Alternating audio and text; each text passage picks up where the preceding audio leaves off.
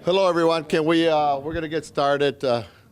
We got a rather long presentation, so I don't want to hold you too long. I appreciate you all taking the time out to sit in on this presentation.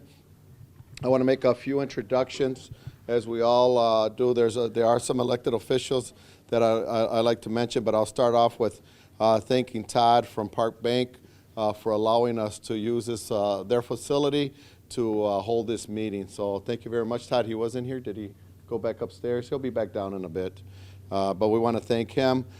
We have present elected officials, Alder Dave Herbst, Jim Wheeler, Bill Jetzer, and Jay Allen. Thank you all for showing. Some of you were here for yesterday's presentation. You're here again. You're taking a lot of time out of your day to be here, and we appreciate that. In addition, we have former Mayor Steve Arnold that's present, and former Alder Troy Hartman, who is here. So thank you very much. Tony Hartman, I'm sorry. Tony, sorry. Okay. The presentation is going to be hosted by our staff. We have Deputy Chief Matt Leahy that's present. We have Lieutenant Ed Harwick and Lieutenant Andrew McCarthy that are here. It's going to be tough to call them lieutenant, as within the upcoming month they're going to be captains. And I got to get used to calling them captains. They do a lot of work. They run different commands within the police station, and they do a lot of work for the community. So we'll get this started so we can get moving. Ned, you're going to start first? Thank you. Thanks, Chief. You can pass that off here. Welcome, everyone. Thank you for coming, as Chief said, for taking time out of your night to learn more about this project. My name is Ned Hartwick. I'm a lieutenant with Fitchburg. I'm about to hit my 15-year mark with the city. So I see a lot of familiar faces, Citizens Academy graduates, elected officials, and it's great to have members of our community out learning about this. So Lieutenant McCarthy and I are going to try to speed up the pace from last night. We ran a little long, so we want to be respectful of your time. But what we're going to talk about tonight, we're going to chunk this into a few different pieces. We'll have questions as we kind of get through a couple of the parts of this presentation. So if you can kind of hold on to your questions until we get through at least a segment of it. So a few things we just want to remember as we talk about this project and we go through this presentation. We're talking about this project because we have exceeded capacity. We've exceeded capacity for the police department, which for those of you that don't know, sit in the bottom couple levels of City Hall. So City Hall, which was built in 1999, is past its capacity. It's past it's going on almost 25 years here. So we've exceeded capacity. The city of Fitchburg, if you didn't see, is the fastest growing city, or has been the fastest growing city in the Midwest. In the state of Wisconsin. Probably one of the fastest growing in the Midwest as well. And so we're growing. We're going to continue to grow. We have a lot of space to grow. This is a city project. This is not just about the police department, okay? We have representatives from the police department, but this project ultimately benefits the city because the City Hall, the rest of the departments at City Hall need places to grow and expand as well. This discussion about this project has been going on for 10 years. The space needs study that we're going to talk about was completed and published 2014, 2015. So this is a discussion that's been occurring for 10 years, and we hope that the results of this discussion will last well over 20 years.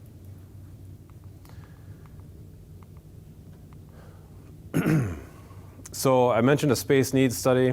Moving into City Hall in 1999-2000, a space needs study came out in 2014, and in 2016 the project was first actually mentioned in the city's CIP budget, which is Capital Improvement Plan budget, which allows planning for large projects like building a library or a new police department.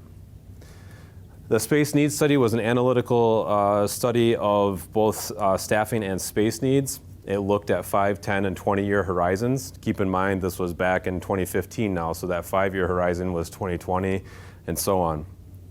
It looked at options including a standalone facility or an expansion onto our existing City Hall complex. In the study, it identified those horizons that looked out there and came up with, based on the number of personnel we expected to have, the number of equipment, or the amount of equipment, and the number of vehicles, it started projecting square footage needs. So you can see we are currently in 17,783 gross square feet, so that includes things like wall space, elevator shafts, space that we can't necessarily use all of. So then moving forward, by 2020, projected us to be in 60,000 square feet, moving all the way out to almost 80,000 square feet in 2035. In the study, identified immediate needs, and when I say immediate, it was talking 2015, that was immediate back in 2015. So I talked about things like our evidence storage, the ventilation system for our evidence storage, our armory, office space, conference rooms, and indoor parking, which, as I mentioned yesterday, I was reminded of yesterday morning with having to remove a sheet of ice off my windshield before I could go anywhere. We keep our vehicles, most all of our vehicles parked outside, and when I worked night shift, there were many nights where I would go out to my car, have to respond to an emergency call to find it covered in a sheet of ice and snow. And then once I got in that car, the computer was so cold that it would take 20 minutes for that computer to warm up for me to get the information that I needed. So having cars parked outside in Wisconsin is not ideal. We are going back and forth to those cars before the parking lot's cleared, so there's some risk exposure there, walking in ice and snow. And there's also some security challenges with having our vehicles outside. So now talking about the current process, talked about how we got here. The current process really started, if we want to start, we'll pick a starting point of January of last year. It's hard to believe when I say last year, it's 2023, and to think that we're just into 2024. But starting last year, there was $25 million that was in the city's CIP budget. It was previously at $35 million.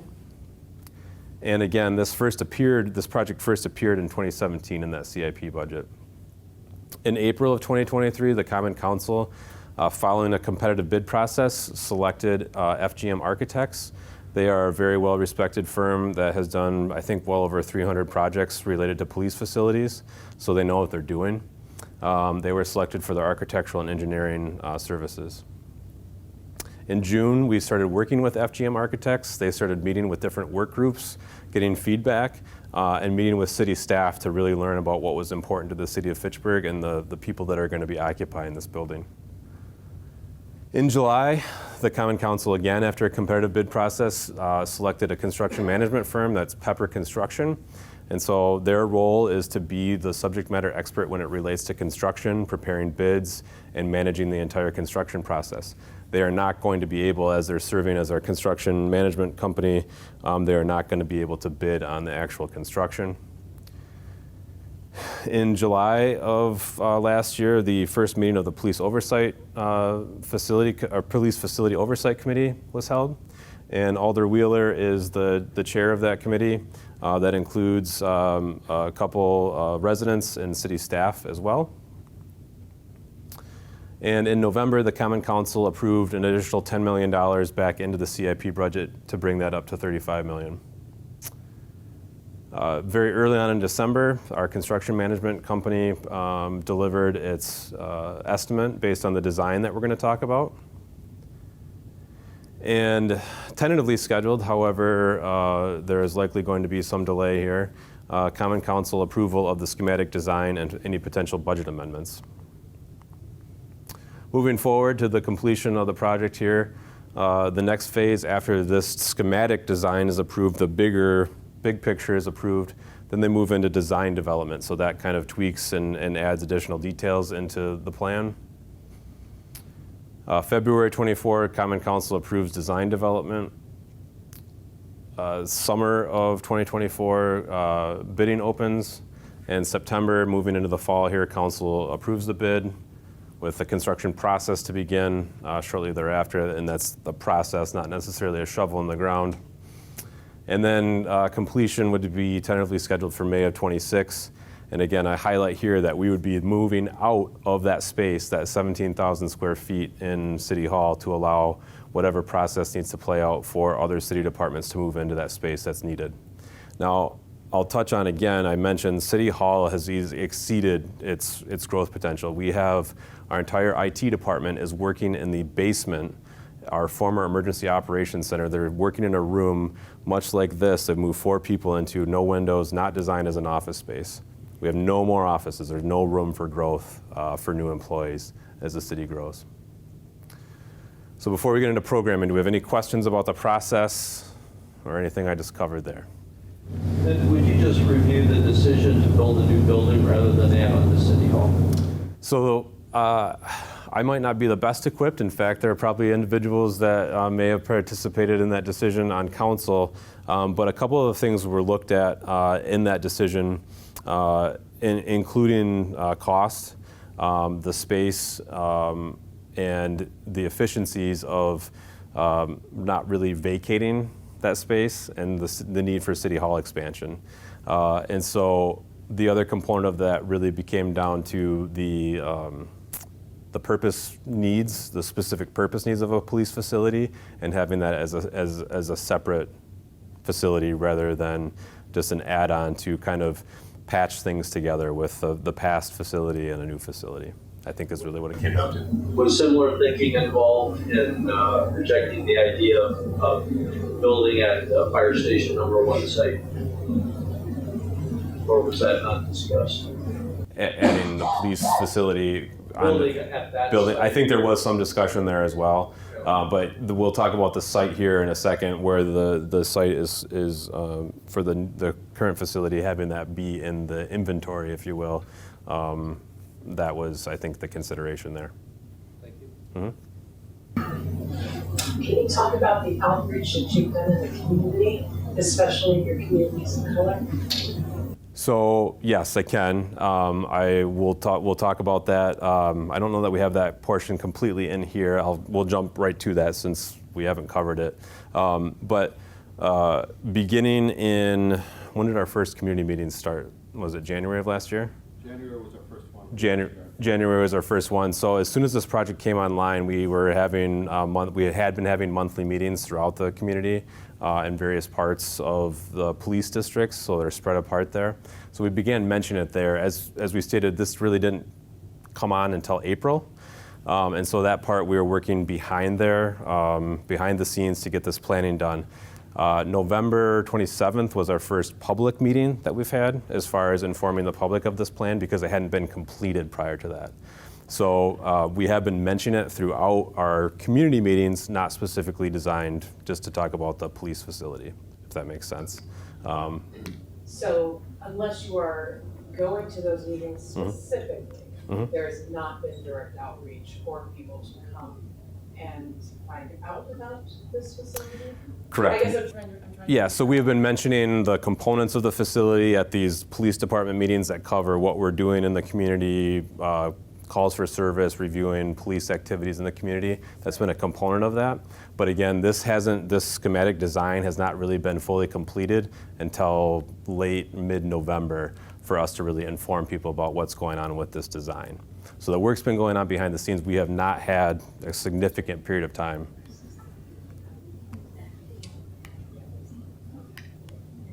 Thank you, Zon. If we could add one addition piece. One thing about meetings, we're not done. Like I say, we're probably in the middle. We started it in November, but we're also trying to communicate. We're working on a mailing distribution to hit every household in the city of Fitchburg. We like to include everybody that is in the city, both north, south, east, and west. So we're not done with that yet, and we're working on getting that information out. Awesome. So then we are assuming that the postponement will happen in January before you're engaging with. The mayor indicated as such at last night's meeting. So, Awesome. Thank you. I guess I understand the question specifically in certain communities. This is a citywide project. It's not just focused on any one particular community. It's going next to the civic campus. And the ad hoc committees, which we mentioned, have been open much like any other city meeting that anyone can attend as far as getting the word out about a project or anything. Right, but we also know what engagement is like. Yeah, absolutely. In line. Right, absolutely. And so that's one of the reasons why that was one of the impetus behind having our police district meetings, is to be out and be accessible. We've held them just down the street at the church just down the street, parks on the west side. So trying to be in as many different places as once, rather than having people come to City Hall campus. Yep.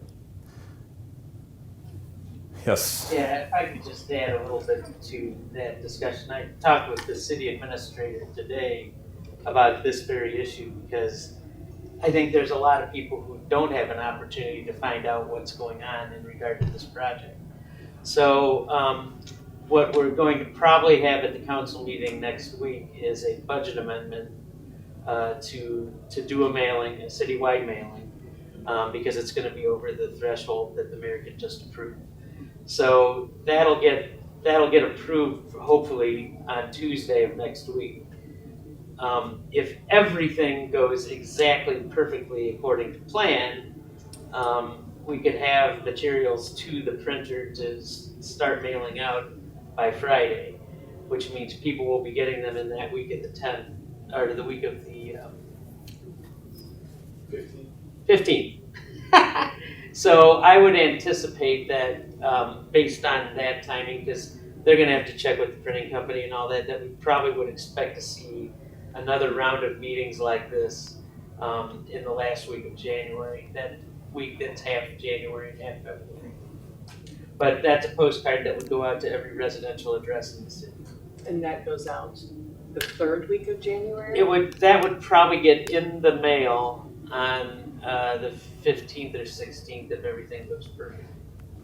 Yeah, it sounds like it pushes things back just about a month. Like the earliest then you could vote would be the first February meeting in 15th, February. yeah. I think you were first, and I'll kick it over. Go ahead. This plan, is it still under, you haven't had a plan to build a building yet? The schematic design has not been approved, no, Okay. to move because forward to the next step. Would the plan be able to have expansion instead of being our hands tied that we, hope we ran out of space again, that we could just, not remodel, but more or less add on without having all the hoops to, to keep Yeah. up?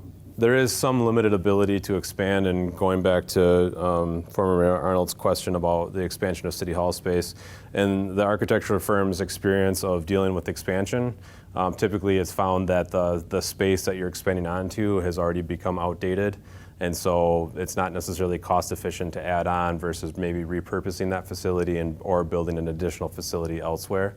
And But if you're building a brand new one now, foresight would be that you have it so the building would be able to retrofit, true.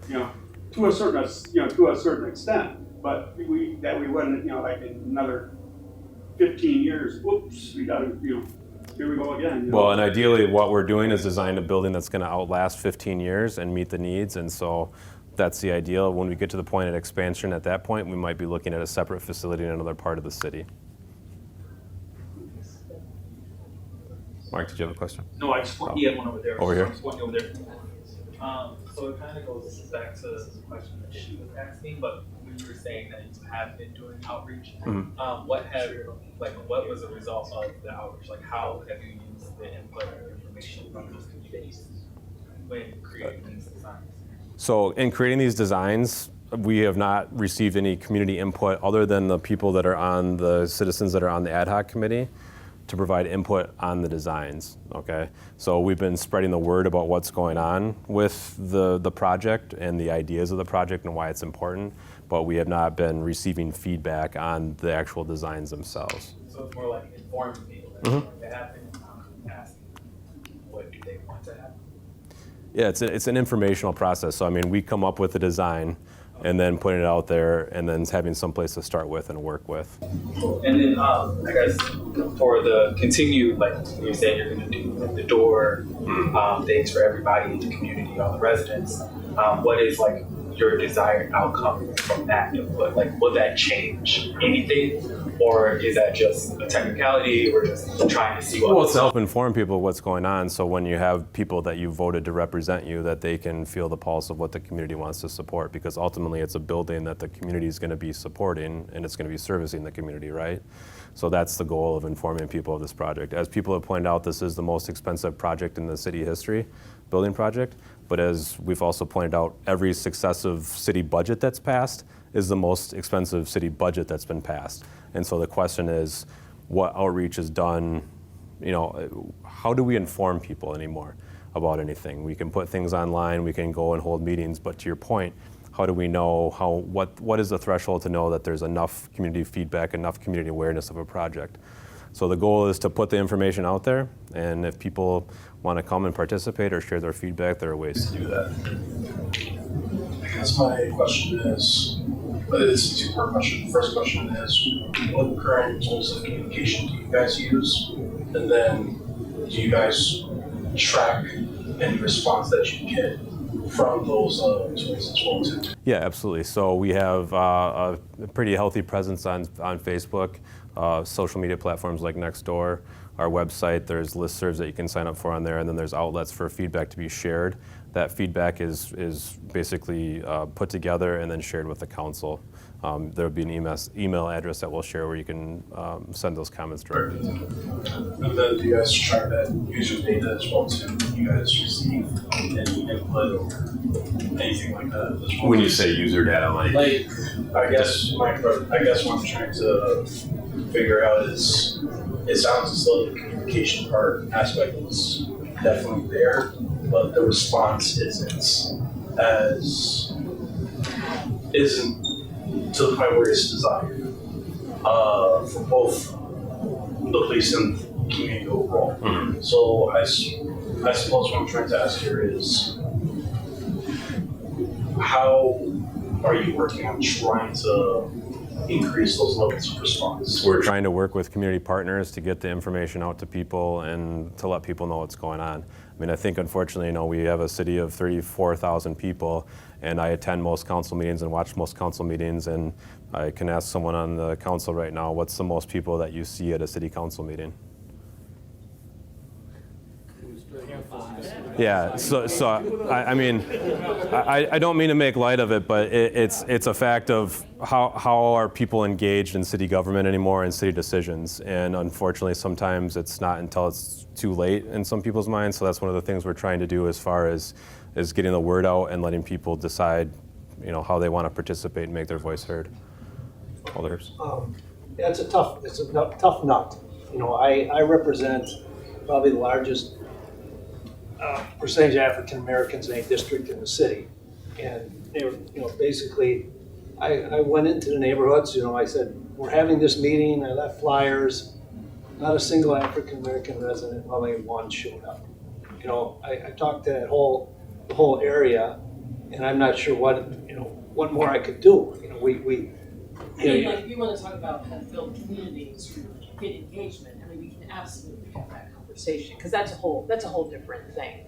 I just want to, we are going from something that was introduced in November to a vote, probably February now, but up until this meeting, a vote in January, right? So that's not a very long period of engagement when we are looking at a $50 million project.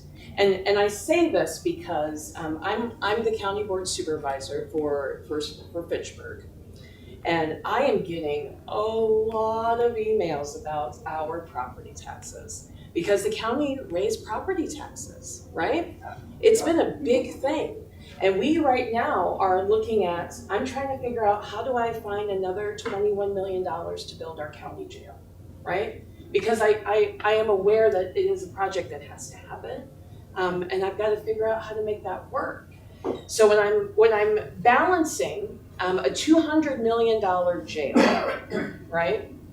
And then in addition, another $50 million facility, I've got to be able to respond to how this is going to affect property taxes, why that's important, how we are engaging around this project, how much information is coming out around this project, how we engage the communities in general.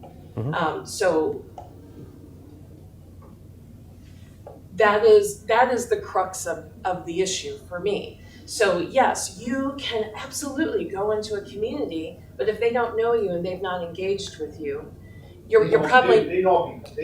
Please don't. I'm just saying. I'm saying if they have not. So I don't know you, and I don't know what your involvement is, but it is telling to me that you went to a community, an entire community, and only one person from that community came forward to listen, right? it's not that the people in that community don't care, is that there's somewhere there's a disconnect, right? So I'm just saying, I just want to hear about what are the plans, how do we engage, how are we going to pay for this, right? Because we got a lot of things in our county to pay for right now. And like I said, if I weren't getting the deluge of emails about our property taxes, you know, it is very prescient, because that is the feedback that I'm hearing is our property taxes are going up. I need us to stop doing capital improvements. I am having constituents say to me, I need you all to not fund more money for the jail, even though I know if I let it go to rebid, I know it's gonna go up millions of dollars more. So I'm really trying to figure out the best way to look at this and get the information so that I can adequately respond to these things. And that's why we're here tonight, to give this information, and hopefully you can help our elected officials. You have several of them in the room to engage with and look at it from a collaborative standpoint. But again, as you know, representing people, you can't necessarily force people to come to a meeting or care, no matter where they live. Absolutely. Any questions about the programming, so we can move on and out of respect for time? Yes, I'd love to riff off of Yep. that, but maybe you guys want to Yep. finish this first. So programming, as we work with the architects to design this firm, we start with a couple of core roots here, being guiding principles in all facets of law enforcement, being President Obama's 21st Century Report on Policing and the Dane County United Way Leaders of Color collaboration going back several years now. But both of them share some common threads that focus on further professionalizing police work. And in core in here is officer training, officer wellness, the use of technology, community engagement, and all these things build towards accreditation, which accreditation is a fancy word of saying further professionalizing and standardizing things and engaging in best practices. So elements that we talk about are common in both of these publications. So when we look at what makes a police department unique in terms of building and constructing, designing a facility, it's purpose-built. It's not just standard office space. There are lots of interconnected components that rely on each other, and we have to build a facility to be fiscally, to take good care of our money. It has to be able to accommodate future growth and flexibility. So inside a police department, you have administration, investigations, and patrol. Those are, investigations and patrol are really the two core functions of law enforcement, and patrol being the most visible. Behind the scenes, you have training, wellness, and fitness. So key components of both those reports talk about officer wellness. We can't expect officers to take care of the community if they're not taking care of themselves. Booking, we don't have a jail that people are housed overnight. However, we do have to have temporary holding facilities to hold on to people during the course of an investigation or for processing purposes. Some other support components, records, our evidence, which is a big area that we need to address, and our dispatch center. We're one of a few communities that have our own dispatch center. So as we look at planning for the future, take a look back into the past, going back 14 years now, going back looking at our population, we're around 25,000 residents, 44 sworn personnel, and again, 17,000, almost 18,000 square feet. So today, with the attachment of the town of Madison, we're looking at 34,000 residents, 55 sworn personnel, so that includes everything from the chief to our newest officer, and again, 17,783 square feet. Moving forward into 2033, less than 10 years from now, looking at a population assuming a growth of 750 residents a year, over 40,000. 79 officers is based on an average, Midwest average of officers per 1,000 residents. So that would bring us up to 79. Looking up to 2043, we'd be moving almost to 50,000 residents, and that number of sworn personnel would grow up to 93. So talking about a couple components of growth and a couple impacts of growth, what that looks like. So in Fitchburg, that means more sworn personnel, more professional staff, more vehicles, more equipment, more calls for service, more involved investigations, more evidence, and a greater need for specialized service, and an increased need for training and community engagement as our community grows.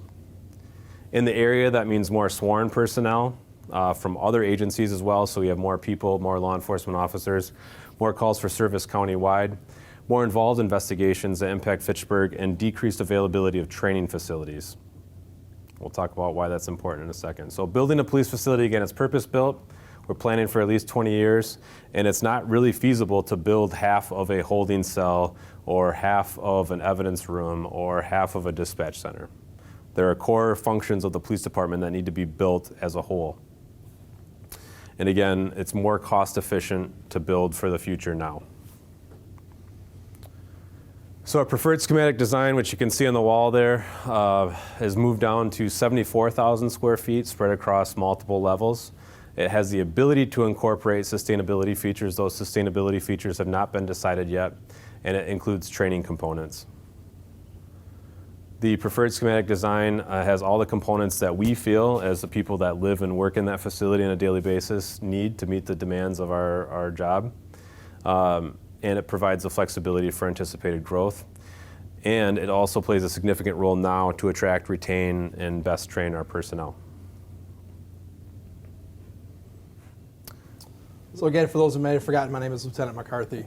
I'll walk you through the design we have here. So on the screen, we have the overview of the site plan. It might look a little small even with the screen that it is, which is why I'll probably use the boards over here to kind of walk us through the design elements. But what you have is the City Hall and the Police Department in the basement where we are currently, and the library. And then right across Research Park Drive is the proposed location for the site. It's at the corner of Lacey and Research. It's within the campus of the City Hall. There is parking for staff in the back that just has a security fence at the front and the back driveways to it. Parking for the public as well as overflow that would be used for parking in the current lot of the library as well. Just a rendering of what right now the building that we have designed would potentially look like with some materials picked out and color schemes. So, obviously, you know where to find the police department in this picture. It's very obvious. Parking would be over here, a walkway to the front vestibule. If you look at our current facility now, we have people at night circling City Hall, eventually calling our non-emergency dispatcher going, where do I get into your police department? They can't find it. There's one small unlit sign down there. It's really hard to get to. So having a prominent entrance for the community was one of the features that we asked them to highlight, and they've done that for us. Another angle just from the corner of Lacey and Research. This will be the staff parking lot, the northwest corner. We'll talk about elevation and what the sight line from, say, Fish Hatchie Road will actually look like, but more zoomed out, again, the staff parking in the back. Since we have the image up, we'll talk about it. There's some grading and elevation, and we're somewhat removed from the back here, so as you're driving up and down Fish Hatchie Road, your view of this with the terrain is more likely going to be just the, go back to that zoomed out image there. One more, yeah. This here, this first and second floor primarily, most of the parking lot and cars will be overshadowed by the terrain. For the design, I'm actually going to divert your attention over here if I could. I just think it shows up a little bit easier for us. So this would be the basement, the ground floor for the entire structure. The most prominent feature, which underscores the majority of the building footprint, is the underground squad parking. As Lieutenant Hartwick mentioned earlier at the beginning of the presentation, this is a huge deal for us in our vehicles. It's not there out of a matter of convenience or comfort or any of that. It's actually for the lifespan of the vehicle and the ability to actually respond to an emergency in our inclement weather. The squad freezing thing isn't just a once in a blue moon type event. It's every single time we have a slight amount of precipitation in freezing weather. The equipment actually takes time to warm up and fire up before you can get your computers on, connected to the internet, and be able to get information as you're going to a call. So to have that parked underground would eliminate that. In addition to that, lifespan of our vehicles. We're going through some real hard trials with this right now. The cars we have budgeted are on a 5-year replacement cycle. With the constraints of the modern supply chains and the manufacturing process, we ordered 9 vehicles last fall. We have most of them now that just got delivered last week. We're still waiting on equipment to be able to deliver them. But when I say last fall, I'm sorry, I should have said they were sent to the factory in the fall of 2022. We're now in 2024 with 8 of our 9 brand new squads just sitting in storage waiting for equipment. It is a 1.5 years beyond their life cycle, which means the cars that are supposed to replace are now going on year 7 of that year 5. Last year we ran through our maintenance budget. In the fall, was at the October or November council, we had $10,000 increase for maintenance, and we went through it like that. We actually had vehicles that we had the park lock up and could not drive through the month of December because they could not get basic maintenance like an oil change or some sort of tie rod or brake checkup because there was no money to do it. So thankfully they're getting serviced this week, but it's putting a real constraint on our vehicles and their operating life. To add on to that, currently with the weather and just the nature of the equipment that's in the cars, when an officer's on duty, that car has to remain idling in the parking lot.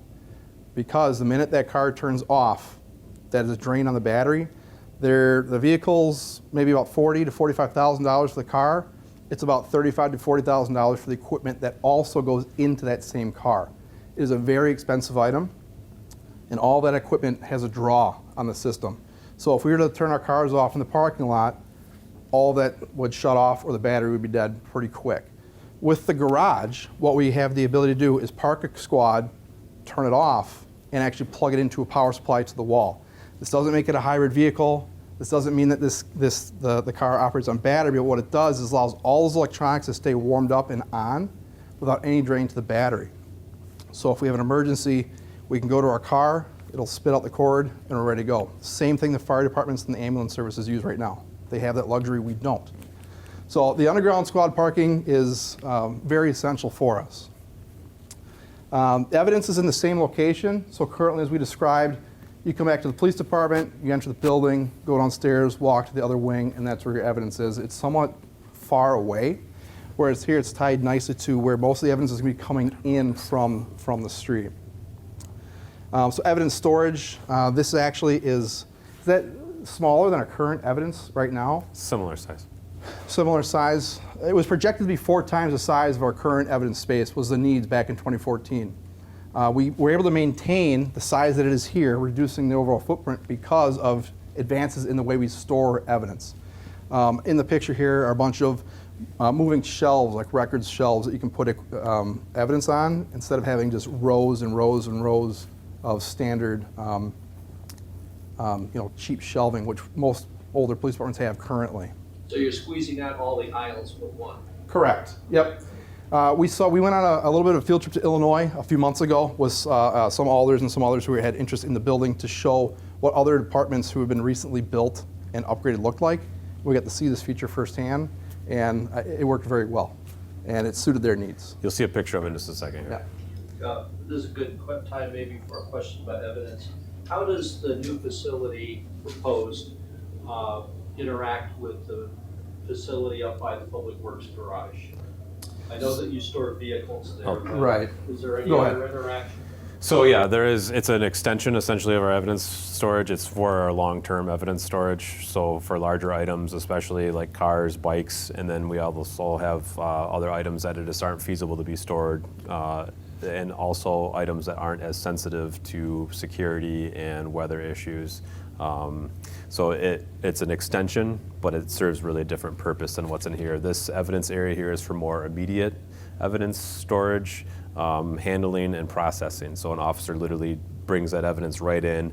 They're feet away from the evidence area rather than right now where you might have to transport evidence through the police department. So it's connected, but it's still necessary space. So is that out of capacity down to the south, and this project doesn't really? Doesn't do anything to address the space needs there necessarily. Okay, thank you. Do you want me to jump in on or are you going to cover the lower floor here still? Yeah, I'm going to run through these floors here on the topic, and then we have some further slides with some additional pictures that will go into details in some of these spaces. But I want to at least get a walkthrough for what the facility is right now. So again, evidence processing and storage primarily right there in the garage. On the same floor, we have what's called the multi-purpose training bay. Now, this is what's getting a lot of attention and what starts a lot of conversations, is people are calling it's the range, it's the range. Yeah, it is. It does serve as a firing range. But it's actually, it allows us to do much more than that. And as we continue to some of these slides further on, I'm going to explain to you the importance of continued and ongoing training for our young staff in our police department. And even if we had a well-experienced veteran staff, the continued need to train and evolve to modern day policing, demands from the community, and doing things properly as laws change is very important. So what this multi-purpose training bay affords us is to work on less lethal tool encounters, de-escalation, team tactics, and a safe environment to conduct scenario-based training.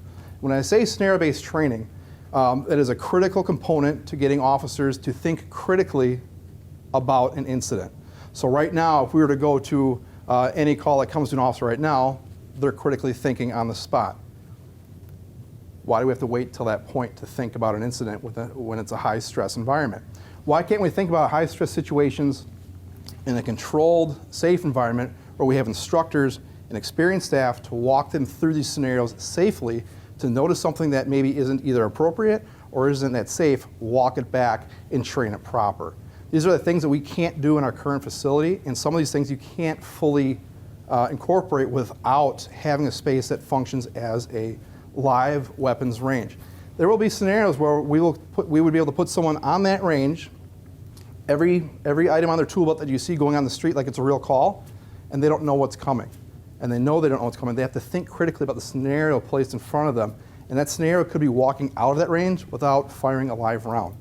And most scenarios are actually like that. But you have to be able to build a scenario that says, hey, this scenario, just like any others, you may have to use your actual firearm to protect yourself or others.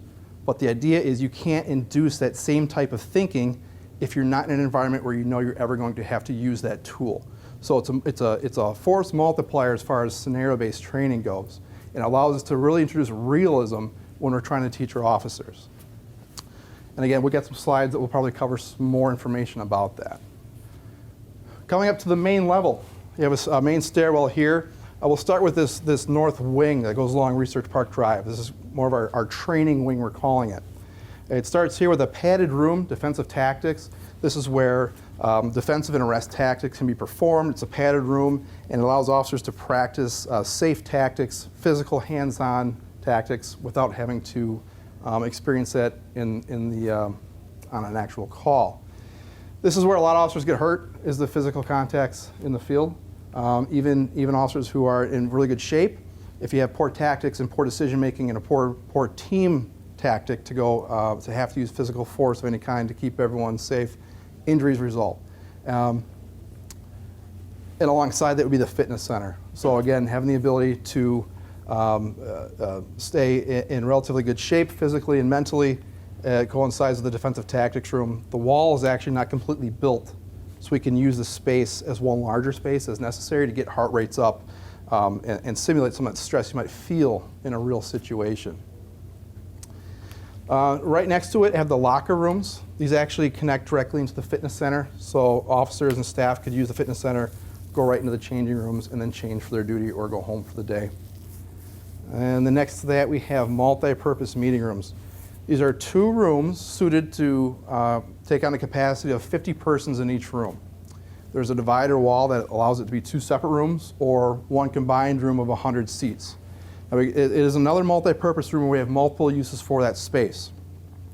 Internally, classroom environments and large lecture halls that we may have. It's a village hall for the police department, but preliminarily training in classroom. So there's a lot of things that we have to train in a classroom setting to learn and adapt, in addition to the physical skills that we've just kind of talked about. It is also a space where the community can reserve to use for whatever function they desire. It's connected directly to our lobby. It would be able to be reserved, and it allows us an additional opportunity for city staff to use this space where there doesn't have the space in City Hall currently. Again, going back to the lobby, this is that front entrance we saw in the rendering up here earlier. As you walk in, you have a lobby that exposes yourself to the multipurpose rooms in our records bureau. One of the primary functions of anyone coming to a police department is for records. They want to report, they want to copy their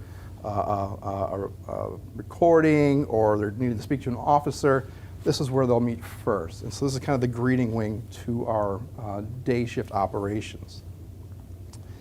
Next to that, we have our dispatch configuration, which is set up to host 6 dispatch consoles. Again, where we are currently and where we're projected to grow, that space is necessary to be able to take on the additional officers and call volume that are coming into the city. There's some additional space here for information technology, as well as a break area for the dispatch staff.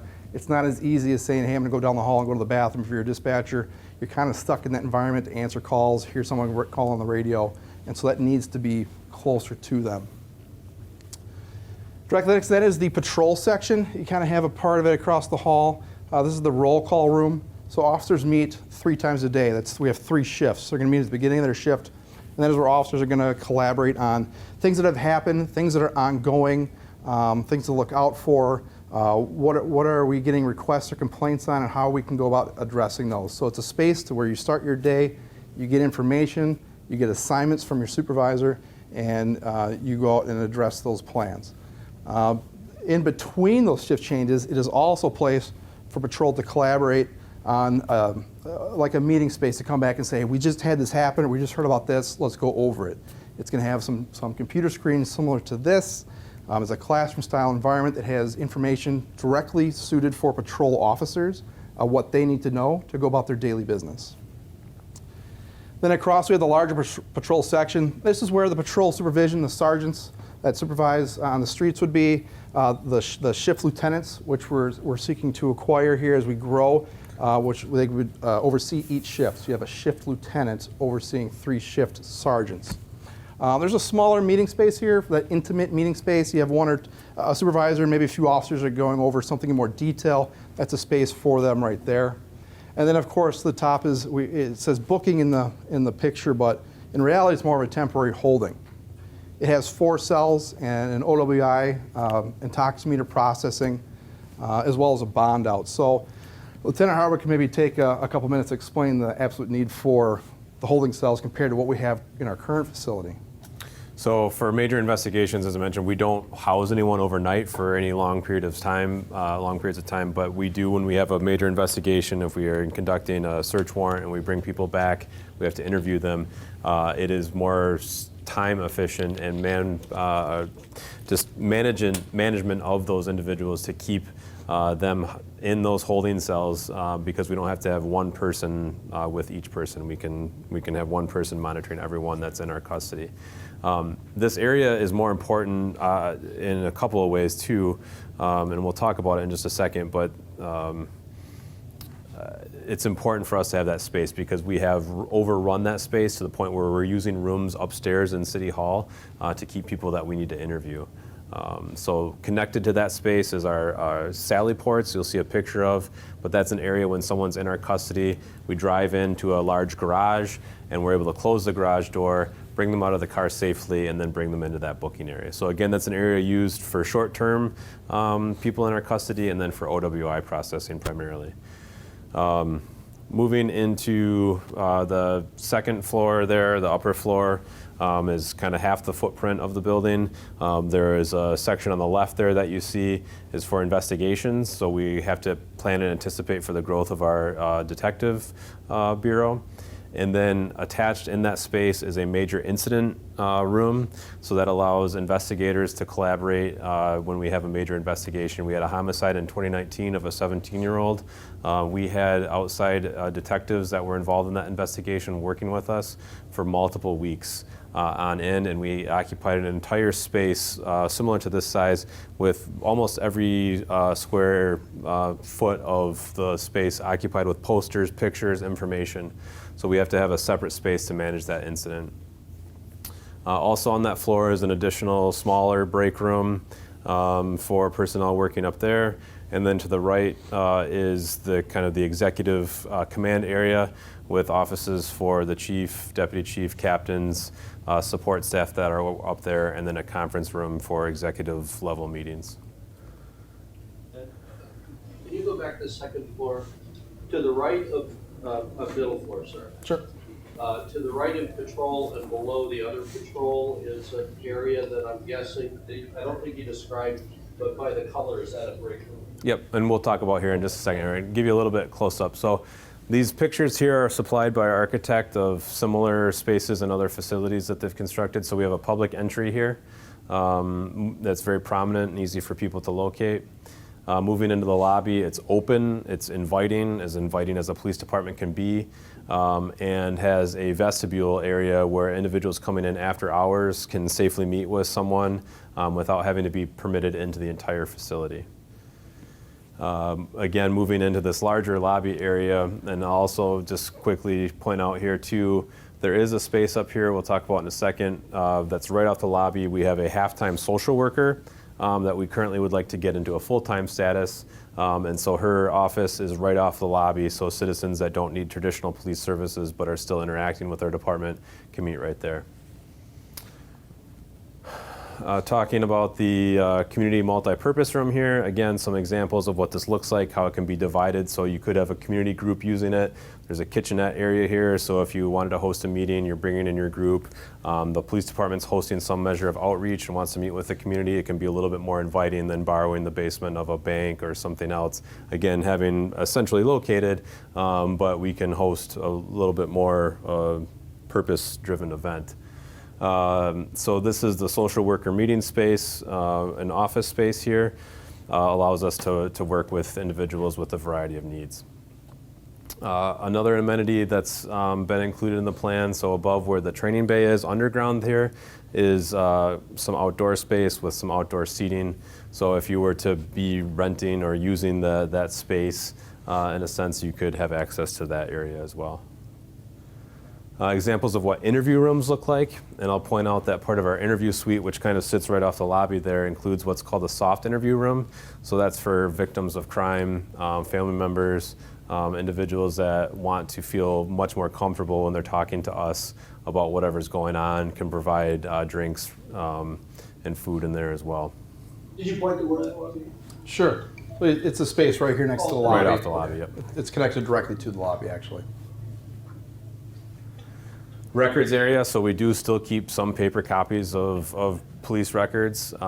It's been significantly downsized since when I started, but we do have a full team of specialists that work to type our reports, make sure that the information that's going out is what needs to go out, and we're taking the work of officers and translating that into accountability through the court system or whatever other system is out there where they're going. Some more office space attached to that area. Our dispatch center, some examples here with a wellness room, which we'll talk about in just a second. So a dedicated space where dispatchers or other employees can go and be somewhat isolated. That those wellness rooms can be used for lactation, taking breaks, spending time off duty if you have a court appearance coming up, and again, with a focus on keeping officers well. IT area, our IT infrastructure continues to grow on a regular basis, and so we need to have the appropriate space to keep those things safe, both from security purposes and from any other type of electrical issues. The patrol area, some examples of what this might look like, but this is really where officers, when they are back at the police department, now keep in mind many patrol officers spend the majority of their day out in their vehicle, so they don't need office space, but people supervising them do. And people ask the question, well, why do sergeants need all this office space if they're supposed to be out on the road supervising people? Well, just like any profession, you have to plan appropriately for your daily activities, for your long-term activities. If you're supervising personnel, you need a place to plan for the supervision of people that you supervise. You need to be prepared and create plans for the day, training plans if you're an instructor. So there does need to be some office space there for those sergeants. Good. Yeah. So there's a dozen desks there for the sergeants. Does that mean that there would be room for a dozen sergeants, or do you have more sergeants than they share these views? So this, yeah, it's a good question. So right now we have 9 sergeants. We have 3 sergeants that are assigned to each shift, anticipating that we'll be growing and need to add sergeants supervising potentially different parts of the shift or different specialty units. It would allow for the expansion of up to 12 sergeants working out of there. Right now in our current sergeant office, we have 9 sergeants working in an office space that was really designed for 4 people, and they share workstations in there, and it's not an efficient use of time because there are times where we have multiple sergeants that are in there for a variety of reasons, not just working on their shift. The space to the right of that there is for the expansion. So with Lieutenant McCarthy and I being reclassified, it's building expansion space to have lieutenants. That the intent being that you would have a lieutenant that is back in the office almost all the time supervising each individual shift. To the question about the break room, so right off the hallway there is a large break room to accommodate staff taking a break throughout the day. And keep in mind we have staff taking breaks potentially any hour of the day when that time comes in their work shift. And we want this space to be a team building space, a place for people to gather. It could be for a retirement celebration. It could just be we're celebrating something else that's going on. We want enough space for everyone to gather together. Right now we share a break room with City Hall staff, and that can get pretty tight at times. And then our more functional break room, because officers have to they're never really fully on or off duty in a sense on their break. They might have to break for a call. So our really working break room consists of a former coat closet right now. We repurposed a coat closet with a table and a microwave and a refrigerator, and that's our break room in a hallway basically. Picture of what a wellness room might look like. These wellness rooms have gotten fairly technical, and in fact our architect works with a scientist that looks at brain science, how lighting, noise, and other things can improve wellness and brain function, so that when an officer comes out of this wellness room or any staff member comes out, they're a little bit better off than when they went in, hopefully. We have a ton of equipment that needs charging and storage, so there's some pictures of what those spaces look like. Interview rooms. Now these interview rooms would be considered a hard interview room for someone that's in custody, and we need to be safe, and they need to be safe while we're in there. The Sally Port, so this is again a large garage area where you're bringing someone in that's in your custody, bringing them out of the car safely, closing the door before you bring them out so then they can't flee and jeopardize their safety and our safety, so that's what those Sally Ports are for. Processing, we talked a little bit about this, so if someone's arrested for OWI, this is the area that they would come to. The other thing I've brought up is we have, the profession changes over time. During the pandemic, we were not taking a lot of people to jail primarily for health reasons, but what we learned from that is that there would be times where we would issue someone basically a ticket, even for a felony, to say, hey, look, this person didn't commit a violent crime. They don't need to be taken off the street. They don't need to be put in jail. So we're going to give them this ticket, and they're going to be told to come back for this court date. There are jurisdictions where there are county jails, the jail project that the supervisor was mentioning, they don't take anyone at the jail unless it's for an extremely violent offense. So there could come a time where we're bringing someone back to our facility, we're fingerprinting them and photographing them at our facility and then releasing them. So we need to have that space for processing as well. Indoor vehicle parking, some examples, kind of a big garage. Canine equipment storage. Evidence bag and tag, so this is when an officer finds evidence, seizes evidence on the street, and now they're going to package it, put it in a locker like this, put it into the computer inventory system, and then at a later date, an evidence technician or an evidence officer is going to come through and pull that evidence out and then find a storage space for it. If evidence needs to be processed, there's a variety of specialized equipment that's available for us to process the evidence. And recently, with the influx of fentanyl, drug testing, there are some very expensive pieces of equipment out there to protect us when we're testing unknown powders and substances.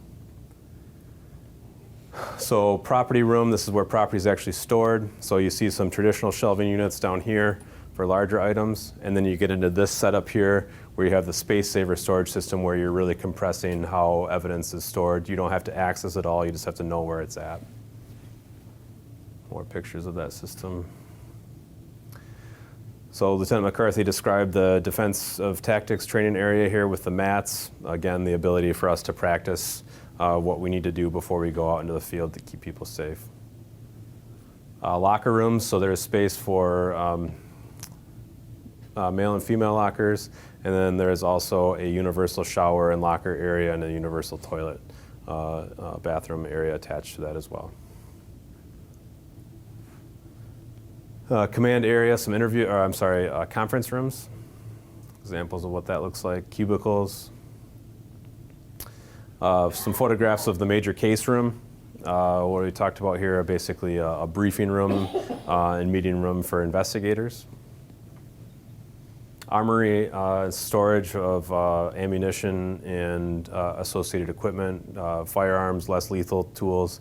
Those need to be stored safely and securely. Right now our armory is in the basement level in an area that's prone to flooding and humidity, and so that can have bad impacts on our ammunition. Gun cleaning, so making sure that the guns and other weapons are cleaned appropriately. We have any questions about we threw a lot of information on the walkthrough there and tried to give some examples. Questions on the design? Your schematic diagram shows the same mistake we made with the library meeting room. All the chair and table storage is off one room, and therefore they never rent or use those rooms divided up, because the one without the chairs and table storage can't get to the chair and table storage if the other room is in use. So remind your architects not to make that mistake. And I saw a bed drop in one of the photos, and I'm wondering if there's any chance in the new facility of bringing that service back. So, yeah. I was unable to use it recently. Yep, so the meeting room space has a divider in there. So that can be a 100-person meeting room, or it can be two 50-person meeting rooms. So typically that space is going to be configured for the 100-person, and I like to have the foresight, and it would be a good reminder that if we need to put those chairs into that space. There's also going to be a door access. And a door through the there as divider, well. so people can walk through the divider. Yeah, so As is upstairs, they would have similar opportunities, but we're not in the library. But in the upstairs meeting room and library, they have those same opportunities, and they found them so cumbersome that they never divided the room. We'll note that. As far as the med drop box, the med drop box is more related to our availability of our personnel. One of our requests and our future staffing needs is for a civilian evidence technician, which would be able to assist with facilitating the movement of those drugs that are in there that are dropped off. So you still have the drop box that can be repositioned if that service was restored? Yes. Thank you. Parking for the squads. I'm all in favor of getting them out of the weather. I drove truck, semi, and it's the boss says, get out there, light the thing up, go through your safety routine, and get down the road, and here's your truck full of snow, and you're out there scraping ice and snow, and your GPS is showing you you're already heading down the road.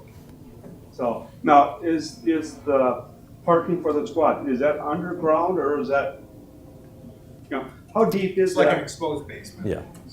So we call it underground parking, but it's really under the facility parking. Is it something that we're gonna have to use ventilation when the vehicles are running?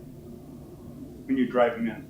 Yes, there will be ventilation Okay, down there. because it's almost like the garage, the Yep. city garage, the plow trucks go in, and on goes the fans for the exhaust. Mm-hmm. So, okay, 'cause Yep. but it's not really underground though. No. Okay.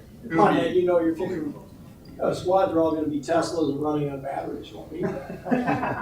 Maybe in some future that's way down the road. It'll all catch on fire. Yeah, so just building off of Paul's comments there, what sort of climate control is gonna be in the underground parking? Is that gonna be heated to like Minimum like temperature. 40 yeah. degrees or 60 degrees? Or, I don't know what temperature but it's not gonna be like short sleeve weather. No, it's not going to be a tropical environment down We're there. not gonna have our tanning. Although it would be nice when we were driving in with ice and snow on those things to melt some of that off a little bit faster. But Other I questions? suppose as long as the pipes aren't freezing that are exposed on there, that's all we care about.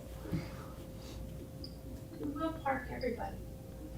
I'm sorry? It will have slots for everybody. It will have slots for almost the entirety of our anticipated marked fleet. There may come a time where our administrative vehicles, where our vehicles that are driven not by patrol officers, they may have to be parked outside. But for those vehicles that are really important to be accessible in the case of emergency, it will park those, yes. So as part of the design process, one of our goals was to look at square footage and the space we have and what do we actually need versus what is in the initial plan. And what you can see from here is we did a future calculation for what we'll probably need for vehicles. And as part of the schematic design process, we eliminated a section here, which it might only look like a small amount, but 6 cars. That's the comfort level we had of removing that. We have the ability to, in the future, potentially add on, say, a room to incorporate those if needed. But we also have a retaining wall here where we would propose having some of those administrative cars have an overhang. So they're not temperature controlled, but they're protected somewhat from, say, precipitation that would typically freeze out there. But those cars aren't as 24/7 operated as these are. And they will not have the amount of equipment as the squads do. So that's the importance of having it for the marked fleet. And then we make concessions for administrative cars after that. The rendering showed that canopy, right? On one of the, Yes. yes, it did. So we're going to cover, we still have a couple of chunks to cover here. We'll try to get through as quickly as possible with respect to Park Bank's time and everyone else here's time. So training components we've talked about, Lieutenant McCarthy has talked about them, but just to recap a couple of components here. So the multi-purpose training and community room on the main level that's immediately accessible off the lobby allows for classroom style training. So a lot of our training is still classroom style as we're learning about new things, changes in law, procedures, learning from community groups, various types of training. Can allow for two simultaneous events with that divider there. The defensive tactics room, we've talked about the padded area, allow for scenario-based and skills training, and allows for that skills training to happen on a very frequent and daily basis if people are in need of it. The multi-purpose tactical training bay allows for our state mandated firearms requirements, so we are mandated by the state to train and qualify on our firearms. Allows for realistic training scenarios with the focus on use of force and decision making. And I don't know, Lieutenant McCarthy, you want to quickly cover some of that? Yeah, I kind of touched on it a little bit earlier when I first started talking about the tactical training bay and the scenario-based training that is so important. I want to preface it with the absolute need for this. So last week we were looking at our staffing. It's no secret that we're having staffing challenges, much like not every police department in the area, but a lot of the industries, okay? Everyone's being affected by staffing.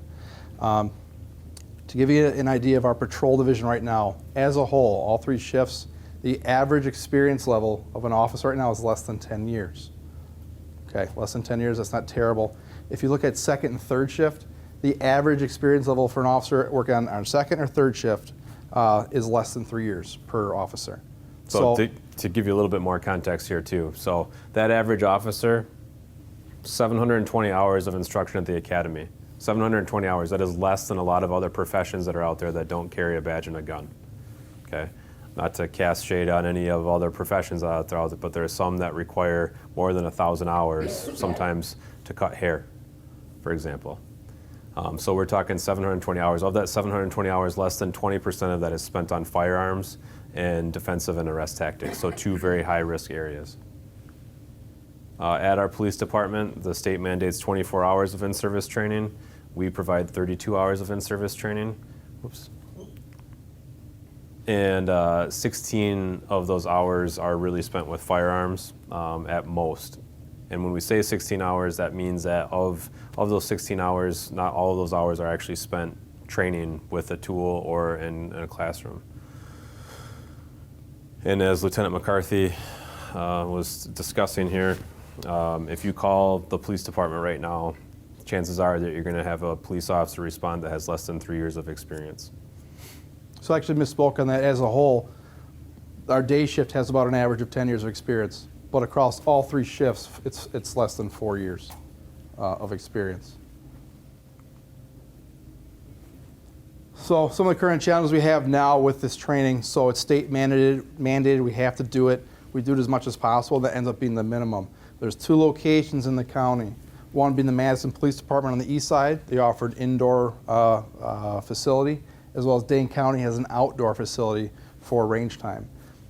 That's it. That's the availability. So between all of the municipalities, the county, in Dane County, everyone has to use these facilities. So it gets pretty tough in the scheduling for that, yes. Do they charge you? Yes. We do pay to use So their that will facilities. go away. That would go away. Did Madison College do away with their? Madison College demolished their. Right. their Right. Okay. The other interesting part is, as we discussed last night, is neither one of these facilities are under any mandate to allow us to train there. Right. So if they reach capacity, if they're scheduling whatever, they cancel on us, or they say there's no room at the end. Now, Training standpoint. that being said, can we offer to other Yes. facilities? And we'll get Now into we that. can charge them? We'll get into that. Yes. Boom. Yeah, we Love will it. speak on that. Love it. Glad you brought that up. Love it. Now, with this new police facility, does that training that you have meet state certified Yes. qualifications? We're just That not is- building something and say, yeah, this is what we want, you know? No, So it when- does. So when you guys do your, gun training and stuff and do, the training, that it meets the certification that we're not doing it just to say, look, we got our own, Yeah. No, it's definitely not a checkbox item. This is a very well thought out item. So to your point, yes, it serves for qualification. The slide prior to this talked about we train 32 hours, typically 24 of those hours at one of those ranges, and that's the maximum. Of those 24 hours, you're looking at 2, maybe 3 in a good day of hours on the actual range. The rest of that day is being applied to other things such as classroom setting or some other tactics. So it truly is a bare minimum. And there's a difference between going to a range to qualify in a piece of paper and show proficiency with the basic handling of a firearm, which is what the state requirement is, okay? Like a lot of things, they put a requirement to the lowest level of expectation. Now, what that doesn't afford us, not having that facility in our presence doesn't allow us the opportunity to train well beyond the scope of basic marksmanship. It opens the door for us to then say, okay, you've proven proficiency with it in a stale environment where you're being told, okay, there's a threat, go ahead and show us that you can be safe with your firearm.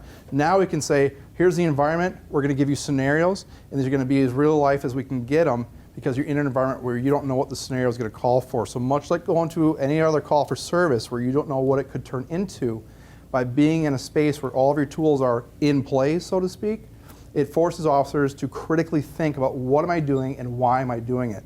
Work through what is it that's being presented to me and what do I have to do to get safely through this. And some of that might end up being the officer saying, I need to retreat out of the situation, use some other sort of verbal tool or less lethal tool. By going to the range 3, maybe 4 times a year for a few hours at a time, we're not getting that training.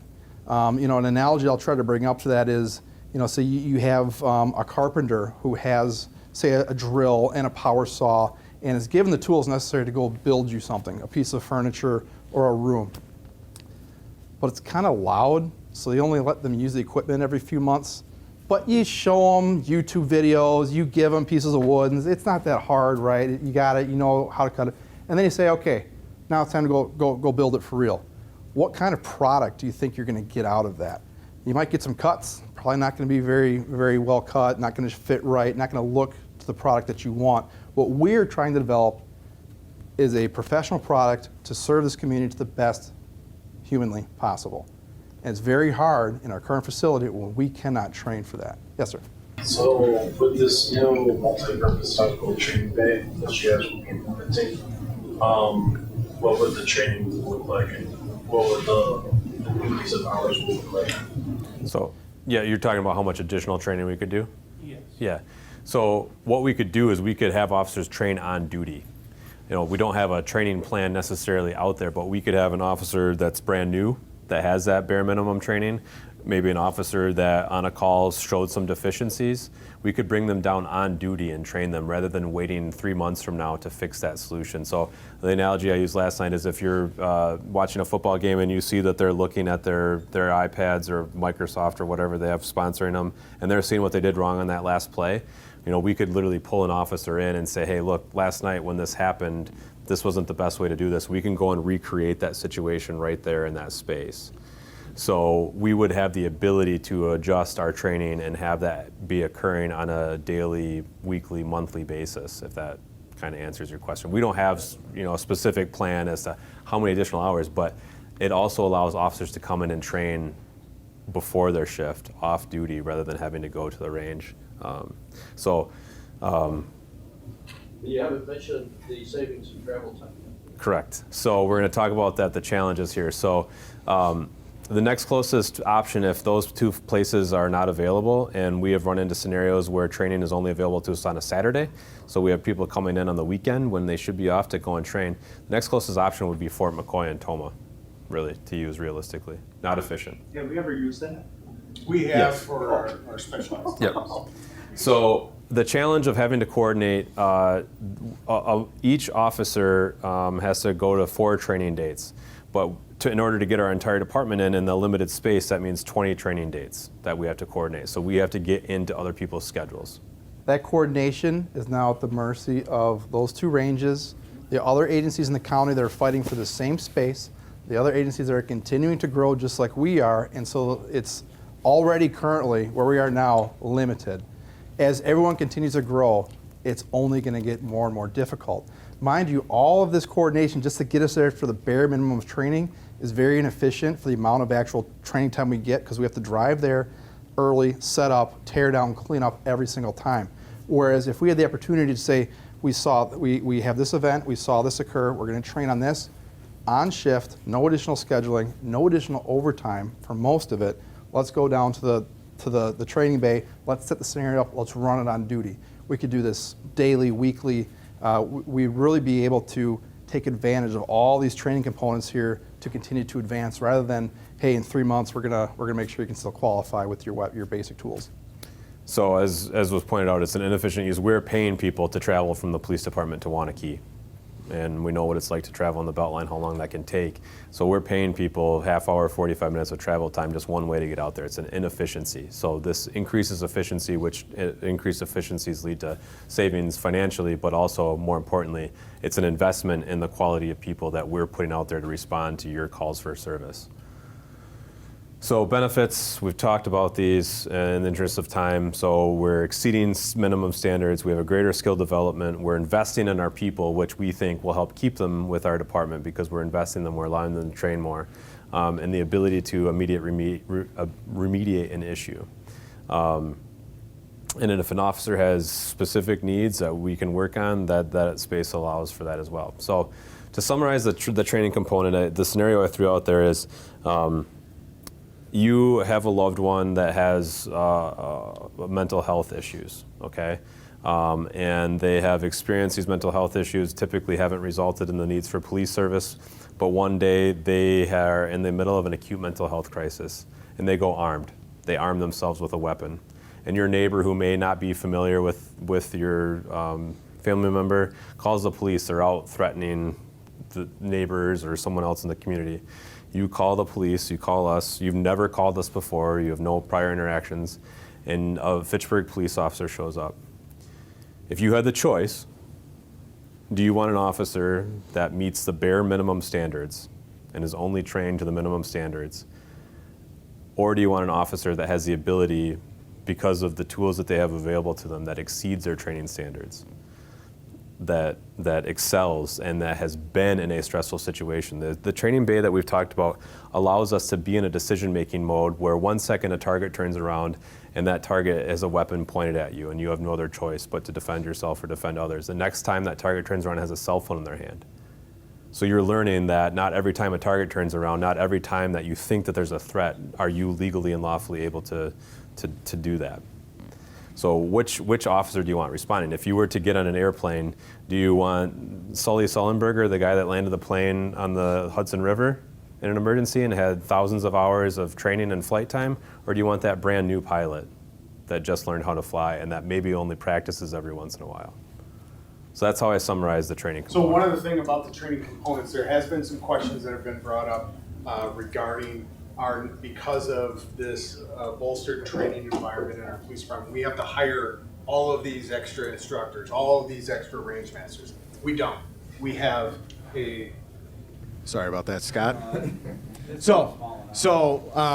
We have on staff state certified instructors in all of police-related unified tactics, defensive arrest tactics instructors, firearms instructors. Both Lieutenant McCarthy and I are both firearms instructors, as well as patrol officers that are firearms instructors, EVOC instructors, vehicle contacts instructors. You name it, we already have it on the department. And we utilize all of our instructors for all of our in-service training already. And this goes throughout most every law enforcement agency. So if an outside agency would come and rent out the space, utilize the space, they have those state certified trained instructors to run their own training scenarios, to run their own range. We would have people on staff in case they had any questions, needed any assistance. This is the same thing that we do at Madison's range. They essentially say, they open up the door for us, they get us all set, and we run with it, as well as Dane County range. So those are some questions that had come up. Yes, Steve? I have two. The scenario training, is that of the similar nature that I had at Citizens Academy a few years ago with video options? No, this is so you could create in that live fire capability training area, you could literally recreate a room. And I'll use a real life example. Everyone's familiar with the police response or lack of police response to Uvalde, right? The school shooting in Uvalde, where you have a team of people that are outside a door and they hear gunshots on the other side. You could literally set up a door that you could have to physically breach. With the actual tools that we use, you go through that door and now you're presented with either a target. You've heard gunshots, so you're assuming you might have to shoot someone, but now that target that you see on the other side of the door could be a small child. So now you're training someone in a very realistic scenario. No, it's real. And that's the whole purpose. Hire kids to come in. No. It would be a target. It would be a Oh, okay. target that's flipped around. Like So that target gets flipped around. Yeah, and it's a picture with a child or a person holding a weapon. So simulators are great. They have a lot of great simulators that are out there. You've seen them. And you can incorporate some good critical thinking things with those. They would be great to have, but if I had the choice, I'd want something as real as possible. So there's a difference going to, this is our 3D simulator training, let's say, okay, and you're up here and we give you a plastic gun and it clicks and you have a plastic taser and all these things will tell you what you did. And you're thinking what to do and you're trying to use the tools, that's great. Now think of that same environment, you get the same scenario, however your taser is going to be real, your firearm's going to be real, and if you pull that trigger on a target, that bullet's going to be real. What you're doing is very real life, it's very serious, you're thinking very serious in the moment, and that charges the scenario to bring a level of realism to make you truly think, would I really be doing this in a real situation? And it heightens the overall training impact. So when you leave, that sticks with you much more.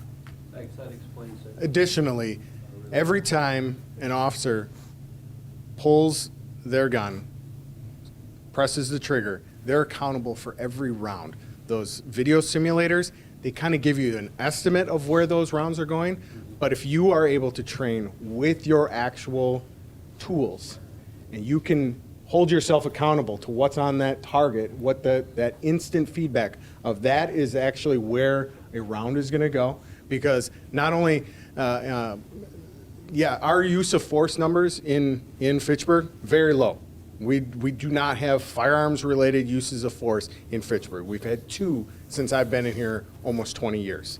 So extremely low.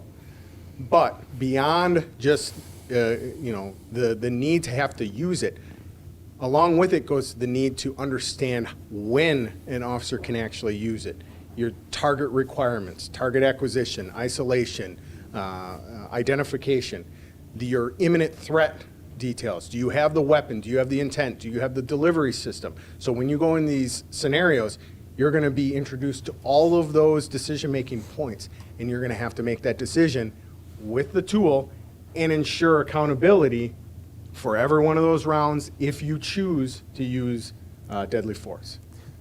Real quick, you're talking about practice with a video simulator. This is practice, but this is as close as possible to putting someone into a game situation without having an actual competition, if that summary analogy. One more. Madison has the CARES program. You mentioned that you will have a social worker. We have a social worker. What? We have a social worker. You have a social worker. You would have perhaps full-time expansion. Is there any anticipation in this building of a program like that, or should I talk to the fire chief about that? There is potential. I mean, there's lots of space to explore future alternative response models, but we're not there yet. But the space does give us some flexibility. One thing to note, we do have our own crisis intervention team within our police department who are trained officers in crisis intervention tactics, as well as crisis negotiators. So we do have those tools already. Is it a formalized team with EMS and fire and not in that particular sense? But there's no real facilities requirements for that kind of thing that couldn't be met by this. Correct. But I think that's one of the things that need to be considered, because I'm a retired captain from the Madison Police Department, and I was in charge of starting the mental health team with 5 officers and a sergeant. And then we added 3 civilian mental health workers from Journey, and we ran out of room really fast. And that's how things change, and all of a sudden now you got these units and you have nowhere to put them. You know, and that's why you look at the size of the building. Some people may say, well, you don't need all that space. Well, science, technology, and society changes all the time. So you never know what you're going to have 10 years from now or 15 years from now. Other training-related questions? Thank you. Good questions and good points. Talk about the financial impact quickly. So the current project estimate, if you remember, we talked about $35 million had been budgeted in the CIP budget. The current project estimate stands at $49.2 million as prepared by our construction management company or manager. $49.2 million, which includes $2.5 million. That's a $2.5 million allowance for sustainability features. So that could include solar, that could include geothermal. That's discussions to be had that has not been settled on. $2.8 million for interior furnishings, fixtures, and equipment. I bring these up because these were not initially included in that $35 million estimate for what it would cost to construct a facility, and $5.7 million for contingency and escalation. So as prices change, as things go up, that $5.7 million is in that 49.2. Sustainability, as I talked about, the building will be built to contemporary standards, so the base features, the base model, if you will, of sustainability. The other benefits we've talked about, decrease idling by being able to park our cars inside and plug them in, and the sustainability menu there that was within that $2.5 million. So we're talking to police experts to talk about how we want to design the building, and there'll be some incorporation of sustainability and individuals that are experts in those areas and engineers to consider those. Hopefully you can see this. The real summary here, this is a comparison between the 2015 study related to the facility, which helped kind of inform the budget amount back then, which was the $25 million, and our product from last year. So if you look at dollars from 2015, we were looking at right around 25 million, which today would equate to 37 million.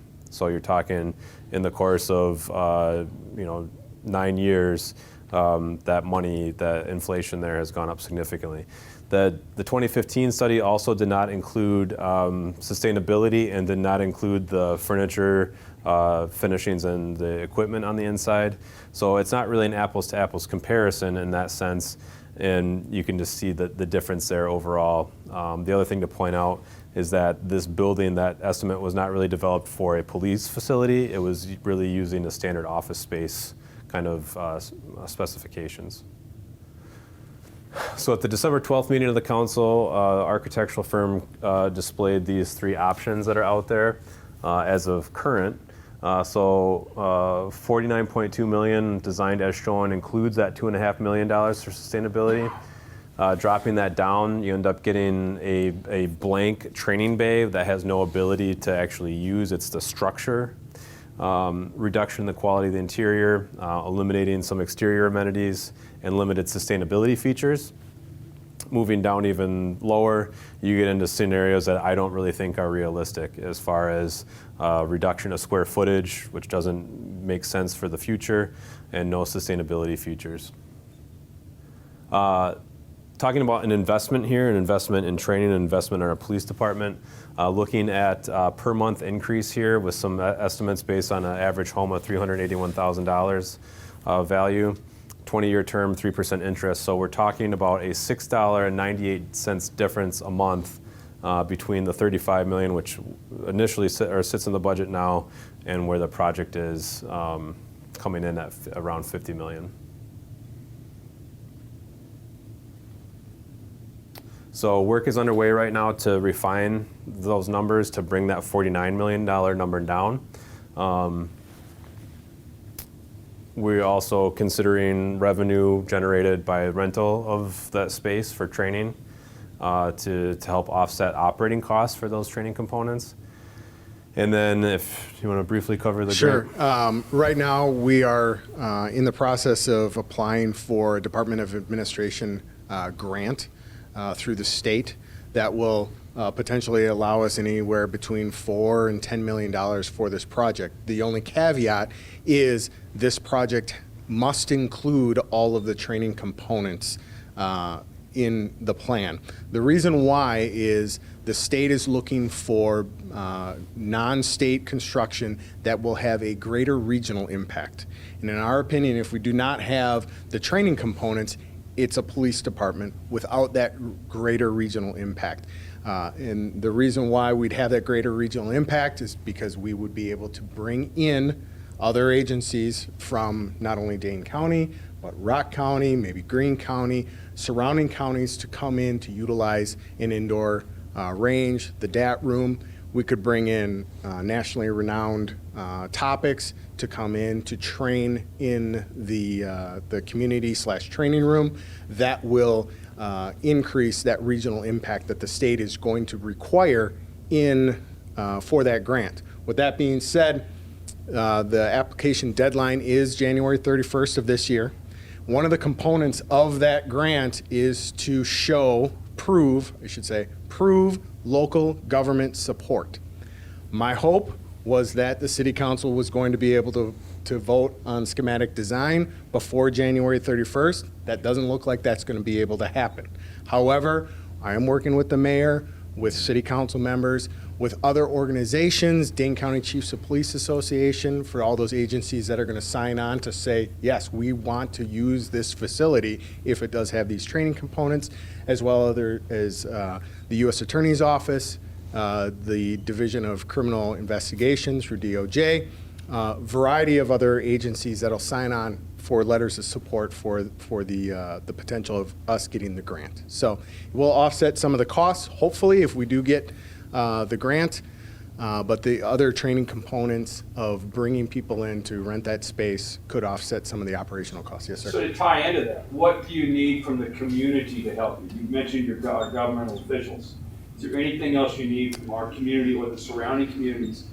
January 31st isn't that far away. No, sir, it's not. And And we've been working within the police department to try to get those responses from our elected officials, both local and state elected officials, to sign on for community support. One of the biggest things we recently got, the cops hiring grant was awarded to the city of Fitchburg, and that came in no small part due to the support that we got from our community organizations, as well as our elected officials. So we're hopeful, but this is one thing that might limit our success of the grant.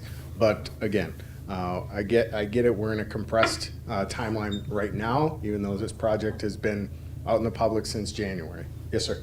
I've been here for 66 years. And Fitchburg, as a rural village, was very, very safe. And when we became city, first thing I said out of my mouth oh, I says, now we're gonna go downhill.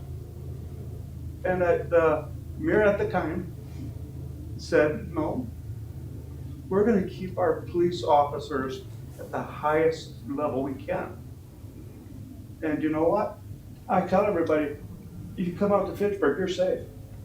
You hear us on the radio or on the television, you know, all the stuff that's going on in Madison and surrounding areas. You guys are doing one hell of a job.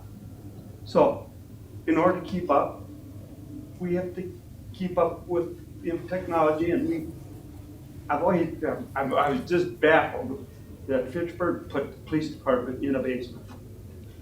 No, when we became city, you don't put your best people in the basement. Well, to be fully transparent, that was a suggestion by the police department at the time of constructing city. So I do want to defend those politicians that put us in a quote unquote put us in a basement. Yeah, but don't Truth be ignore told. that facility served us well for For a number of years. You can't- for you about can't 15 ignore it. years. Yes.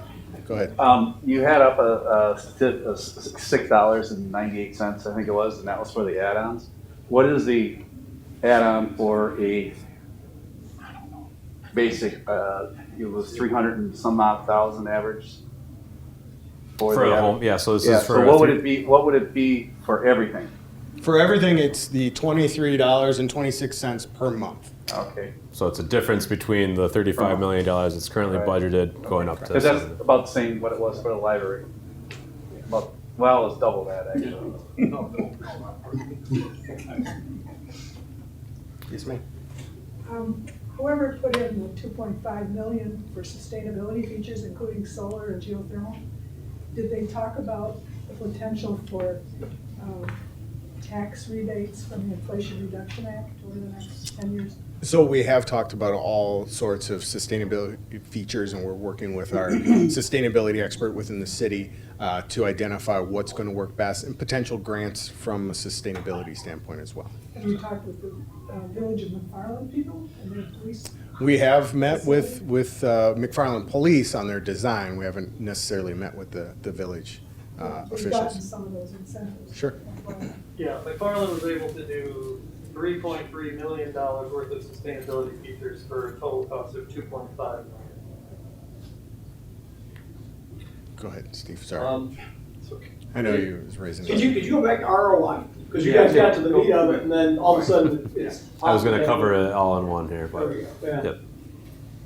I was going to ask about the land that you're proposing to build on. That was originally dedicated as a park and requires a circuit court to agree to. It's already been Yep. changed. Somebody else. Mark? Just an observation as what Tony went into. The return on investment, you're making capital with changes in police work, as it was 20 years ago. You're making capital investments to save money in operating expenses. And I think you need to be able to justify that and say, we're going to save $100K in training costs because you're not doing windshield time to go to Wanakee, for example. Sure. Be able to show that to the people of the city, that making that capital investment will save us in operating costs. And again, I know it's up here, but you got to quantify it as you move it forward. I think it'll help sell it personally. Show the rent of the room. Yeah. Well, we estimate roughly about $12,000 to $13,000 every year that we pay between Dane County and Madison. So Could we potentially get that same investment from other agencies? I don't know to that dollar amount necessarily initially, but over time, as the facility grows, as word gets out, even between allowing rentals of the community and training room, as well as the DAT room. So for Madison, it breaks it down by each individual room that a department comes to rent out space. It's not just the whole space. So every time we use Madison for in-service, we'd have a separate fee for the range per hour, have a separate room for the scenario room per hour, and the DAT room per hour, as well as a classroom per hour. So we'd be able to do something very similar. In addition to other departments using our facilities and actually paying some of our costs needed to offset those, the ability for us to actually host trainings in our departments that we can't do right now. If there's a training, we're paying for that course, and we're paying that officer to go drive and get a hotel or wherever it is to do that training. And there's a cost to it. And we're very thankful to have a budget to be able to do that. But a lot of these training companies, if you have a site and you can host the training, it is discounted, if not free, for that agency just to use their site. And then all the other agencies that then come to this facility pay them to use it. So we would get training, we would get much more training for a much discounted, if not free rate, simply because we have the classrooms, the DAT facility, and the training base to be able to host those trainings. And that will also increase collaboration with training other agencies in our area and bringing different insights to Fitchburg. Matt, we had the discussion though, I wish it was more, but it's not a big windfall. No. But I mean, if you look at it, Dave, I'm all for it, but it's not a between $100,000 a year. between all of our MPSIS agencies that we share all of our technology and our RMS system, between Sun Prairie, Monona, Verona, Middleton, and us, that's roughly 200 officers between those agencies. So now you have 200 officers potentially coming through this building at least 4 times a year. I mean, they may sprinkle in some of the Dane County and some of the Madison, depending on availability. But now you open the door to Oregon. You open the door to Stoughton, Wanakee. Maybe Northern Rock County has some agencies that are struggling with Janesville. There is the potential to offset some of the operating costs for the building. What those specifically are, we wouldn't know, at least at this point. We know what our costs are. We know what our cost savings would be to prevent us from the wear and tear on vehicles, the fuel costs, the overtime to go up to Wanakee, those types of things. And then you multiply that over at least a 20-year lifespan. And we didn't talk about this before, but one of the other potential cost savings is right now in the union contract, there's a negotiated YMCA membership for any union member that wants it, because the original design of the building was supposed to have a workout facility. It didn't. So they negotiated in that contract.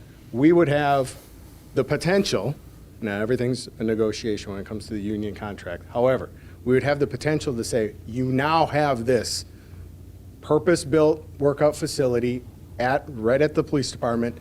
Now those cost savings related to the YMCA memberships are now the city's multiplied over at least 20 plus years. And those are currently another $12,000. There you go. Wheeler? And I would hope that you guys would be out marketing the facility. I mean, years ago, former Chief Chad Brecklin and I attended Northwestern School of Police Staff and Command, which was hosted by the Fitchburg Police Department. That's 13 weeks that we actually had space. And I don't even know if we were in the police department. It may have been in community room somewhere. But it's trainings out there like that hopefully you guys will go out there and actually try to attract these people.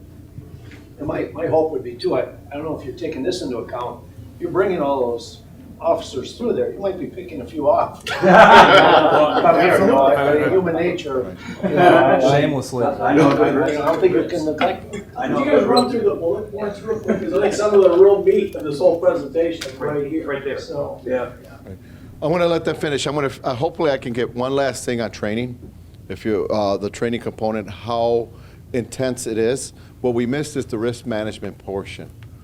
We do have internal investigations. We do conduct videos when we have use of force, pursuits, or any other, what are pursuit, use of force, that's part of use of force, or a citizen's complaint or an attorney general complaint. Those are investigated. We review those incidents. We determine if an investigation is merited, and based upon that investigation, we determine an outcome.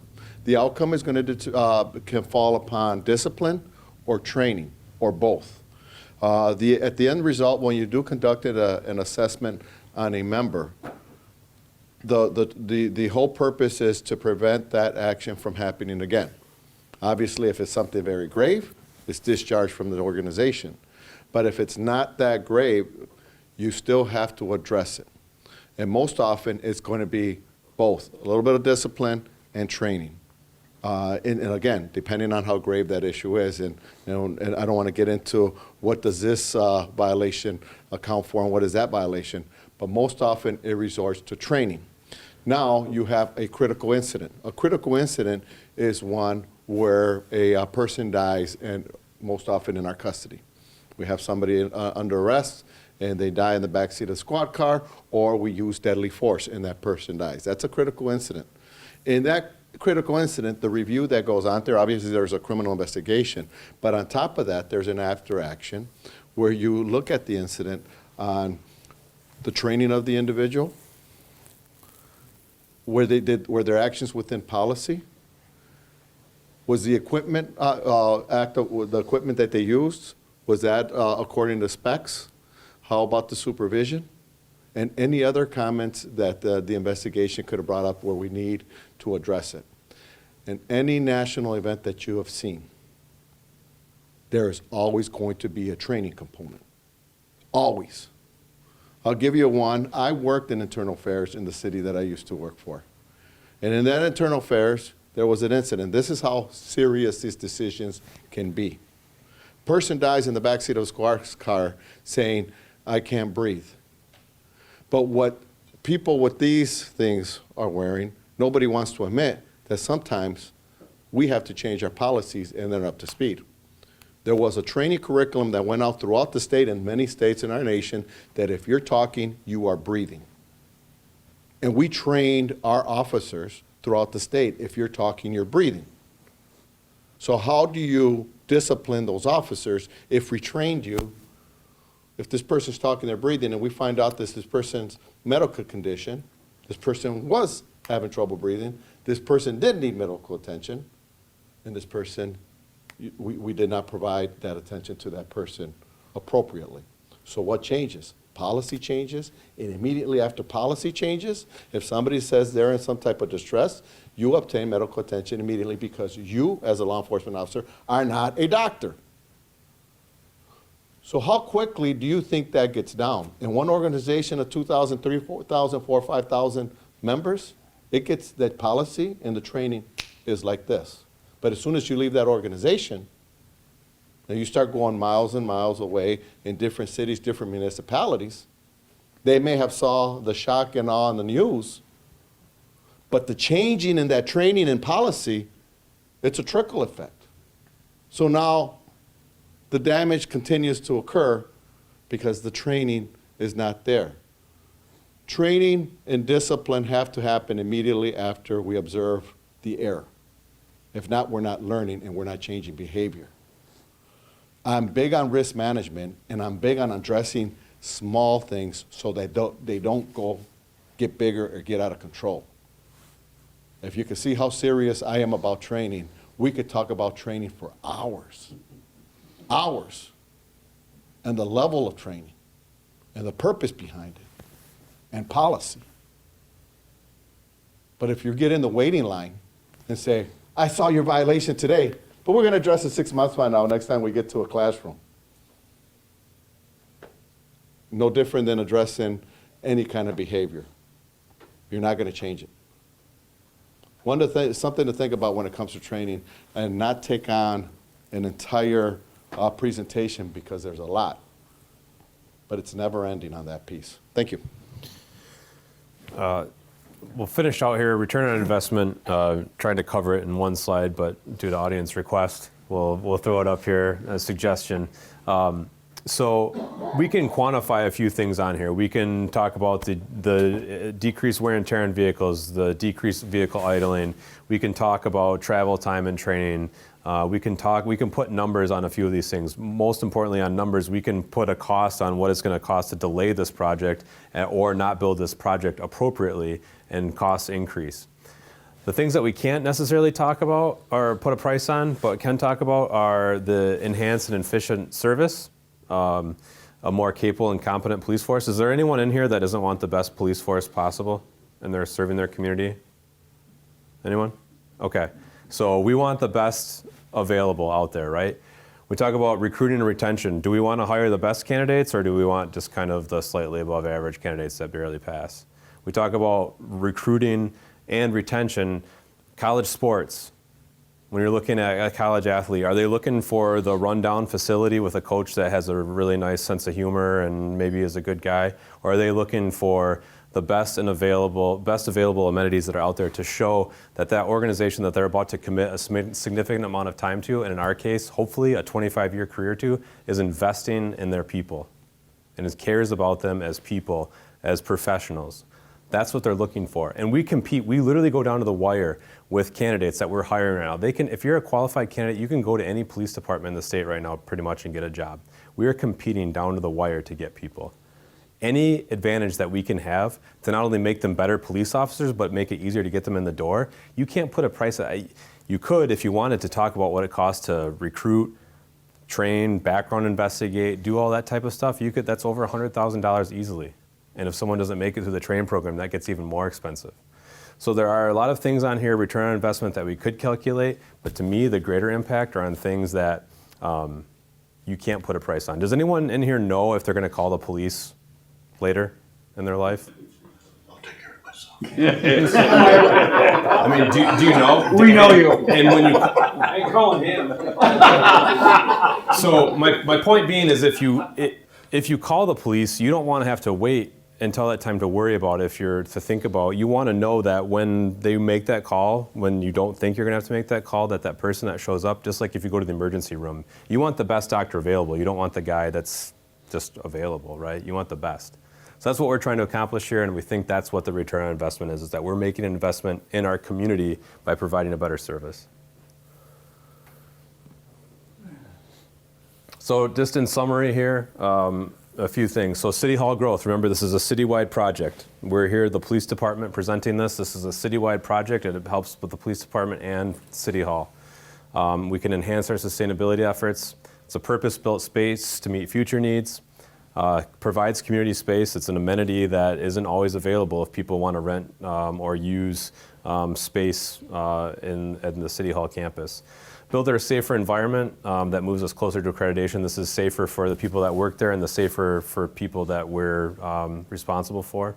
And then finally, again, aiding in recruiting and retention of people. People are our most important thing. We can replace buildings. It's really hard to replace people. And so we want to invest in our people to really make an investment in the community. Next steps, we talked about the delay that's coming here in this here. Process as far as approval of the schematic design and potential budget amendment. But this is an important part here to go to a couple of questions. This is an email address you can send comments to. This goes to us, the design team, and then to Common Council and the mayor. There's also a link for this website, as well as a form that you can fill out instantly on our website. If you need any other information, we're constantly updating the website on the new police services facility. So I encourage anybody that has questions about what happened in January all the way up to now, it's all on our website. I will even back it up. If anyone has any questions as to what happened in the CIP in 2017 when this project was first mentioned, you can go all the way back to 2017 and see how this project first started being discussed. I mentioned in the beginning of this meeting that this really started to roll in November of 2022. This has been going on since 2016, 2017. Thank you for your extended time and patience, and take a final questions here. I guess it's, a question and a comment. As a taxpayer owning a single-family home here in Fitchburg, and retired, so money's tight, but I certainly can see the value of $26 a month, I think it was, for this plan, because it seems like it's well thought out. It projects the future growth of the community, and it certainly, to me at least, looks like something that's needed. But my question would be, what's the cost to renovate the present City Hall for other departments to begin moving into that area? The second part of it. I think Jay knows. Over there. Over here. What's the rest of it? Over here. Councilman. Yeah, we don't know yet. At a recent meeting, the mayor threw out $10 million. I think that's astoundingly high. Yeah, it's going to be. I don't know that I think she was just taking guesses though. Yeah, so it's going to be, it's going to be a bite. But, I wanted to address a comment that you made early in the meeting and that you also made last night that grates on me. And that is the comment that, well, this is the most expensive building Fitchburg's ever built, but every budget we have is the most expensive budget. Well, that's true, but our budget typically only increases by about 2 or 3% a year. And this building is going to increase the average property tax bill in the city of Fitchburg by 10%, just for one building. And that, the $50 million doesn't include the 400,000 or so in operating costs, because you have to hire janitorial staff and pay the electric bill and all that other stuff. So I mean, I don't think that is your strongest argument. In fact, to me, that's a pretty weak argument, is to say this is. There's no argument. There's no argument. Comparison you're trying to make. But it's a similar comparison, though, to the extent of what outreach is going on. We're spending money, and the expectation is that we're spreading the word as much as possible. And we can't, as we discussed earlier, we can put information out there. We can't make people come to a meeting. We can't make people come to a council meeting. But I was here when we built the library, and I remember the public outreach that went out during that process, which was a little bit over an 8-month process. So the fact that this started in November and now we're in January, and potentially in February the council's going to be expected to make a vote. That vote on the library didn't come until we were a good 6 months into a rather intense public education campaign that involved a lot of people. And true, a lot of public input was ignored during that process, but I think what I said when I first had to take a vote on this in the capital improvement plan is that it felt like this was on a train that was bound to Dallas with no turning back, and it really felt like it was being railroaded onto the council. Now, granted, there have been some steps that have happened since then that have provided a lot more input, but I would like to, I'm hoping that after we send out a postcard and have some more public engagement at the end of January, that we'll have a better idea where the residents are. But we're also engaging this year in a referendum to try to increase the city budget, because while we're talking about this citywide facility, we're also talking about shortages in a lot of departments. We have to fund the 5 new police officers for the COPS grant. We have 4 additional officers that the police department wants. We need 6 new firefighters. We have, and in order to hire and recruit all these people, we need more help in HR. We have, the city has all kinds. It's like any other corporation, and I know Dave likes to say that government just exists to grow, but when you have a community that's growing, that's what happens. The leadership has to grow. So we're at the breaking point in a lot of departments. We went through who in here would know? We went through, I think, 4 public works directors in a period of 6 years. Yeah, it was the first. Yeah, Dave It was 4. Yeah, it was Paul, then Corey. Paul, then Corey. Then we had Balky, the woman, and Mike. Right. The woman. I'm sorry, I can't remember her name. I don't mean any disrespect. She was a female engineer. Yeah. And so it was 4 in 6 years. And it's just crazy the kind of staff turnover, and we have a lot of vacancies right now. We have vacancies in the police department. Fortunately, I think Public Works is now up to staff, but there's vacancies in parks, there's vacancies in other departments, and we have a lot of things that are needed, and because of the rapid growth and because of the way the state restricts municipalities, we have a lot of issues. And I know I've heard a lot of comments about why is it that you're going to have a referendum to raise the tax base by $4 or $5 million, but you don't have to have a referendum to build a $50 million building. And that's just the way the state wrote the law. is that capital expenditures just simply go right onto the tax base with we can do it with no public input at all. So I think it's important to have the public engagement that we're starting to have now.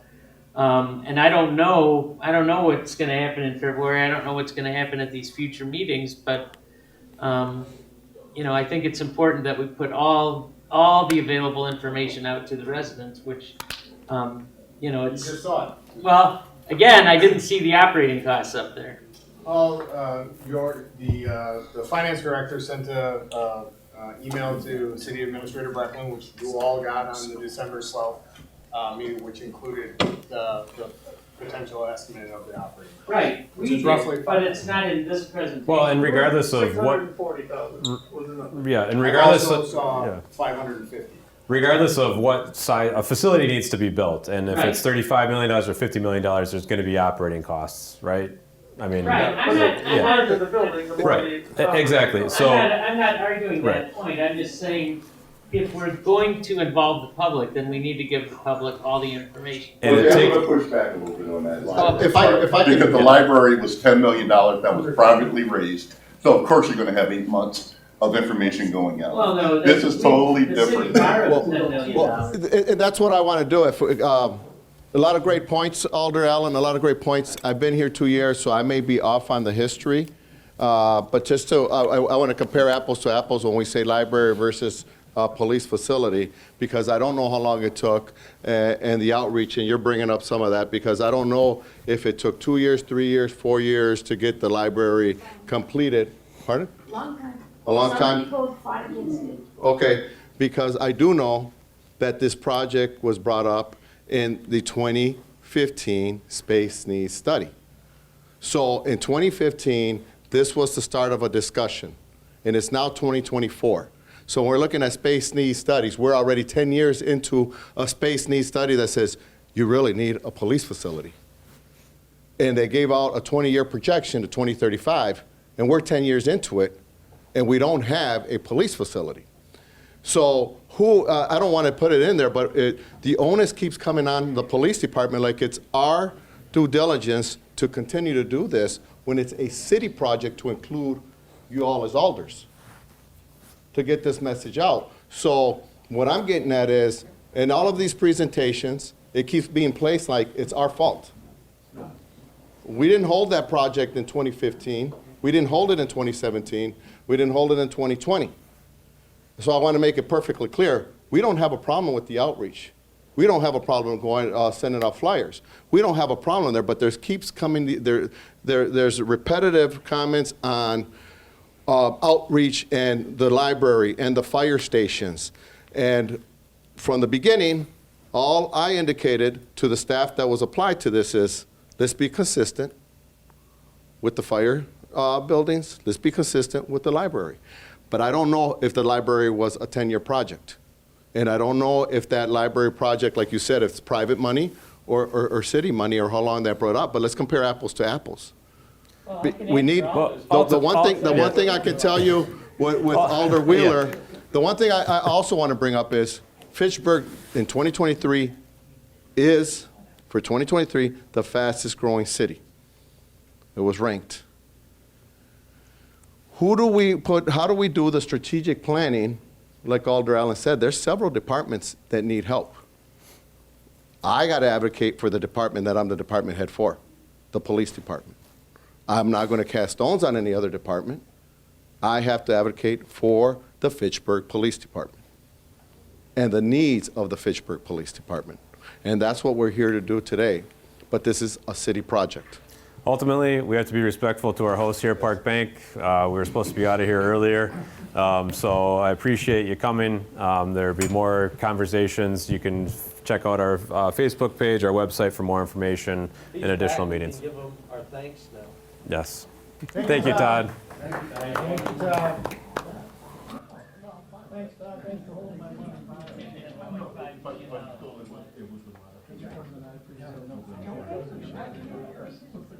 Thank you.